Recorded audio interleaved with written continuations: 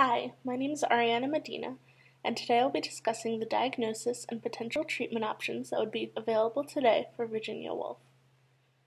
First, I will give a brief vignette about Virginia based solely off of her character as portrayed in the film The Hours. Then I will discuss how she would meet the criteria in the DSM-5 for major depressive disorder, and why I would be able to rule out bipolar disorder as a diagnosis.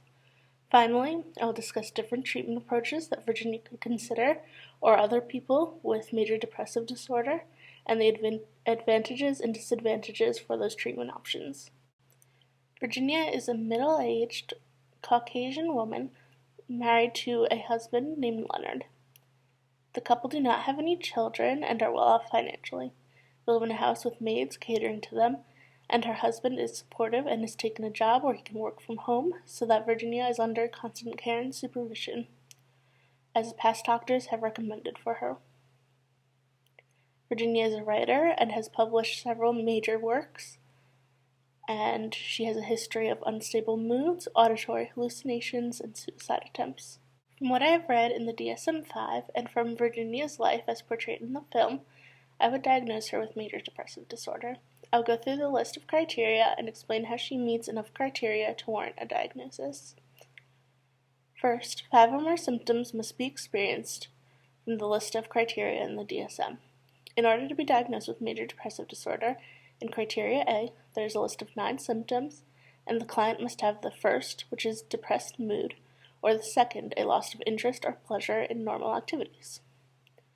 This can be made from observation from an outsider or from the client's own documentation.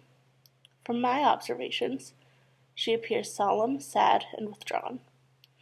Virginia expressed her hopelessness in ever feeling well again to her sister who came to visit. She expressed her hopelessness even further with the conversation she had with her husband at the train station, saying that she is living a life that she doesn't want, in a place that she doesn't like, all because people have said that it would be the best for her. She also said that she lives with the fear of her own extinction. These things that she said and have made me to believe that she is feeling depressed. Virginia also shows signs of a decrease in appetite. Her husband and the maids all take part in encouraging her to eat, but rarely does she.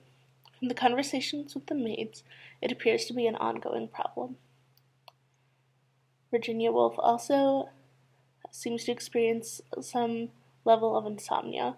I'm uncertain of the duration of this insomnia, but it is clear that she does experience late and sleepless nights, as Leonard had to remind her to go to bed, and then she laid in bed awake.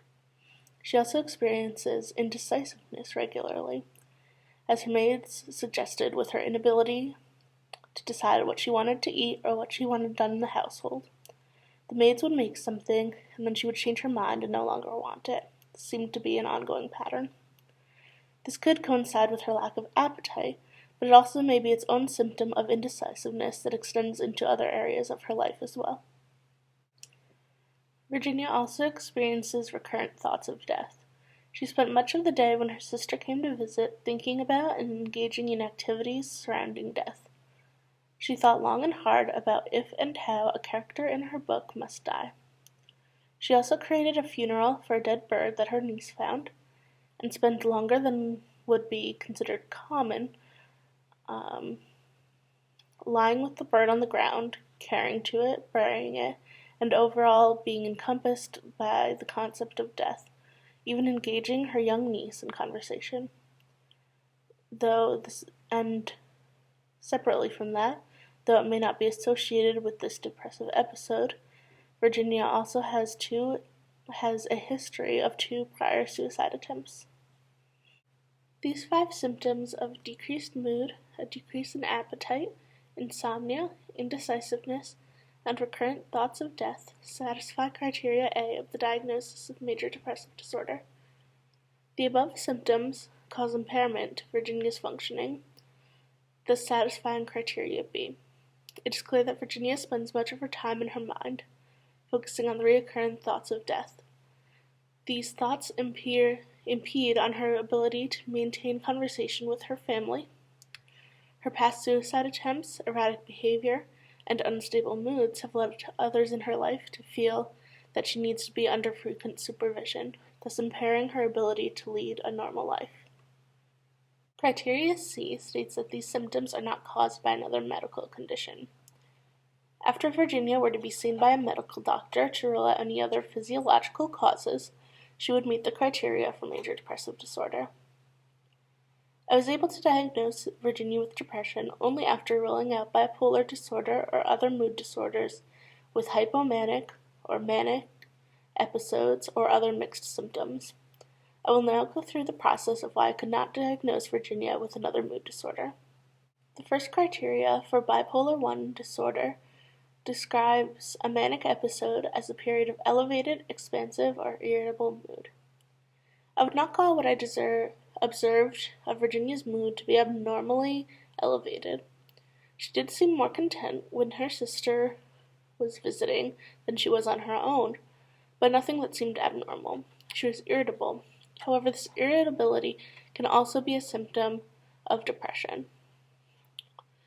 The DSM makes a note of this and advises that this is why it's tricky to differentiate between a manic episode with irritability as the main symptom or a depressive episode with factors of irritability in their mood as well. Virginia did exhibit some behaviors that may have been extreme and may be taken as signs of mania or hypomania. However, in my opinion, they were still related to her depression, and I'm going to explain why. Sexual impulsivity is a common behavior of people experiencing mania. Some may say that when Virginia kissed her sister on the lips, that was an example of this sexual impulsivity. However, I interpreted that event as something different. I saw it as her searching for a sign of passion, pleasure, or even just life, and connection with another human being, because her depression has robbed her of those feelings entirely. Her disorganized room full of piles of papers that may also appear as a symptom of mania, living in this state of disorganized chaos. However, an observation like that is pointing toward either mania or depression, and it's not clear in what kind of mindset that she was in when the room took on that state of disarray. We don't have a baseline for her to know if she was requiring less sleep than usual, or whether or not she was as productive in her writing as she usually can be. So, with these examples in mind, I couldn't fully diagnose her as being manic, as these variables were up for questioning and could be given alternative explanations. It's important to rule out hypomania as well, a group of symptoms that must be present in order to diagnose someone with bipolar II disorder. If Virginia's irritability were to be associated with hypomania, she would also still have to exhibit 4 other symptoms. However, the only other possible hypomanic symptoms that she could have experienced were an increase in goal-oriented activity, as seen with her writing of her new novel, and her possibly increased, her decreased in need for sleep. But we're not sure about her baseline of sleep behaviors and how much sleep she feels she requires and that her body actually requires. So not having this information, I can't use that as a possible symptom of hypomania nor mania, which leads me to believe that she does not experience hypomania nor mania symptoms. This being said, I could also rule out Virginia as being in a mixed episode. At least 3 additional symptoms must be co-occurring during a depressive episode in order to consider it a mixed episode. So these are an elevated mood, an inflated feeling of self-esteem, being more talkative, a flight of ideas, increased in goal-oriented behavior, increased involvement in behaviors that are dangerous, and a decreased need for sleep. The only two possible symptoms that Virginia may be experiencing, again, would be the increase in her writing and a decrease in her need for sleep, though both of these would not be enough on their own to warrant a diagnosis of a mixed episode either, without more detailed insight into her life and her normal. With all of this information in mind, I have concluded that Virginia does not show symptoms of a mixed episode, of hypomania, nor of a manic episode that could be present with a diagnosis of a mood disorder, or other than a major depressive episode. She does meet all of the criteria for major depression, and so this is my final determination of her diagnosis based off of her character in the film The Hours. In order to effectively treat major depressive disorder, there are many different approaches available in our modern-day medicine that someone like Virginia Woolf could benefit from. However, like all treatments, there are benefits and drawbacks to each one that I'll be discussing. One of probably the most common treatments in mainstream media and society for major depressive disorder is psychopharmacological treatments.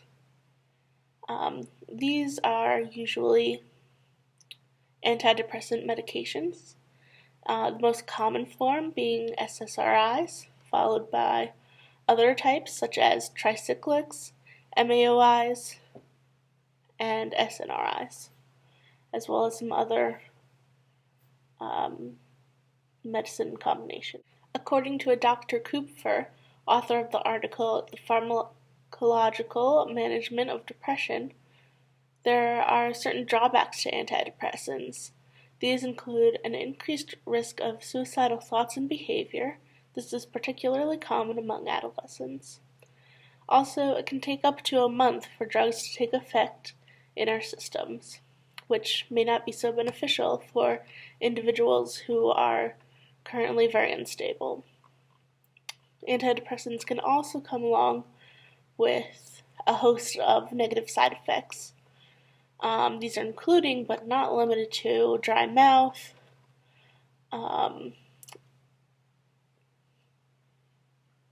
changes in one's state of sleepiness or fatigue, problems with blood pressure, sexual dysfunctions, changes in weight fluctuations, and many, many more. Each client needs to be able to decide on an individual basis to see if the side effects that they're experiencing are worth coping with in order to see if the medication will be helpful for them. It's often a trial and error process to see what kind of medication and at what dose is going to be most effective for the client. And this can mean a lot of time spent suffering with symptoms as they may fluctuate and with some medications, and this trial and error process can be very daunting for an individual who is suffering a lot with their major depressive symptoms. However, there can be a lot of advantages to taking antidepressants as well. They may reduce the intensity of the symptoms that people are experiencing, maybe even alleviate some symptoms altogether. But they may be able to improve the effectiveness of neurotransmitters on, this biological level. And this is one of the many factors that influence the onset of mental illnesses to begin with, is this what's happening on a biological and chemical level inside the body. So being able to treat this aspect in a biological way can help to change the outcome and the intensity and how long a person is stuck in a major depressive episode. One possible biomedical treatment for depression is known as electroconvulsive therapy. This therapy is only used in extremely severe cases when individuals are suffering extremely with depressive symptoms or are suicidal, and this is only after Medication and other options, including therapy and other treatment approaches, are ruled out and deemed as ineffective. This treatment involves having the person put under anesthesia and given muscle relaxants, and electricity um, is placed through the brain through receptors on the scalp, and these electric waves induce seizures. The seizures can only last up to a minute or so, and once the person comes out of the anesthesia and is awake, they are often start experiencing immediate relief from their depressive symptoms. However, this treatment can be very risky and is only used in extreme cases. ECT, electroconvulsive therapy, is only used when absolutely necessary, and all other treatment options have been tried already. This is because there are a lot of potential negative side effects from this. This includes memory loss and confusion right after the treatment is done. It also is potentially not so healthy for people who may have cardiovascular issues, and there's no long-term effects of it, as this treatment is something that needs to be repeated regularly every few weeks or to maintain it, or in the beginning it'll be done usually a few times a week. This treatment is could be also very beneficial as well, because it provides immediate relief of many symptoms after just the first few treatments alone. So this is especially helpful for people who are suffering greatly or who may be suicidal. It can also be helpful for individuals who cannot or will not stick to a prescription medication regimen. Cognitive behavioral therapy is one example of a psychological treatment that's been proven through research to be beneficial in treating depression. According to the NHS of the UK, CBT, cognitive behavioral therapy for short, is less focused on the therapist, and most of the work is done on the part of the client. There's a high amount of structure and instruction from the therapist, and the therapy itself is focused on reworking one's thoughts and, in turn, their behaviors. It gives them insight into how logical their thoughts are and approaching their thoughts and actions from a logical and less from an emotional standpoint. It helps people to challenge their cognitions and see things through new perspectives. Treatment is also shorter.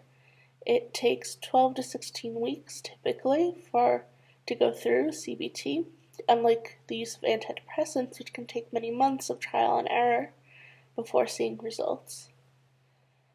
CBT focuses on issues happening in the present. It doesn't necessarily pull up things from the past.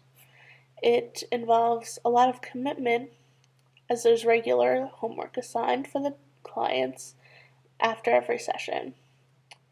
These things can be a positive or negative, depending on the individual client's needs and their approach to treatment. It's been found in research that CBT can be a successful option for treating depression. One other treatment approach that could be used in treating major depressive disorder is a family therapy approach. One type of family therapy is structural family therapy.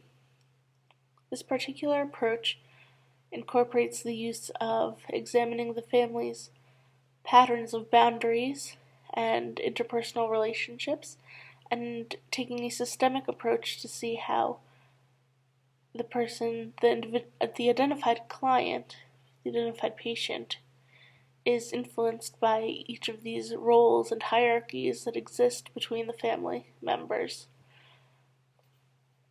examining the different types of boundaries that exist in the family structure, and by working on altering those, there can be a shift that can occur in how the individuals treat and interact with each other, and how the identified patient subsequently feels about themselves and their relationships within the family. This can be very beneficial, as written about in the Psychiatric Times, by promoting a feeling of self-efficacy and a feeling of support and trust amongst family members. Some potential drawbacks from structural family therapy might be that there's less focus placed on the individual's identified problem of the major depressive disorder, and there's more emphasis placed on the family system itself. This can be seen as a potential drawback if a family comes to therapy thinking with the expectations that it's going to be all about treating the person's depression. And this may make families reluctant or resistant to continue with treatment, knowing that they're going to be playing a critical role in helping the individual who's suffering. It also doesn't focus as much on the individual's perceptions and thoughts and feelings. Rather, it's focused with this systemic approach, which, as just mentioned, can be confusing for clients, and it can be more of a challenge. However, it can also be very beneficial, because not only does the individual patient benefit, but the whole family could potentially benefit from treatment, and it can help the family grow in the long term, as well as helping with overcoming the current stressors that they're going through. So as you can see, there are a lot of different approaches for treating major depressive disorder. There's family therapy approaches, such as structural therapy, which I just mentioned. There's biomedical approaches, using electroconvulsive therapy, and many other options. There's psychopharmacological, that's quite a mouthful to say, treatment options, including antidepressants. And there's psychological treatment options, like cognitive behavioral therapy. These are just a glimpse into the potential treatment options that are out there for major depressive disorder, and could be potential options if someone like Virginia Woolf existed today who needed treatment. Someone who has these unstable moods and a possible diagnosis of major depression, like she did in her film, as she was portrayed in the film The Hours. So this is the conclusion of this presentation, and thank you for watching.